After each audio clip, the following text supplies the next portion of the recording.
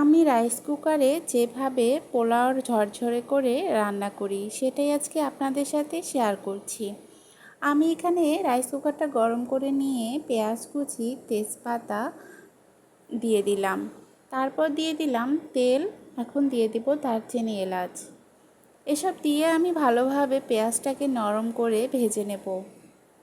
নরম করে ভাজা হয়ে গেলে আগে থেকে আমি চালটাকে ধুয়ে ভালোভাবে পানি ঝরতে দিয়েছিলাম, সেই চালটা দিয়ে ভালোভাবে আমি চালটা ভেজে নেব।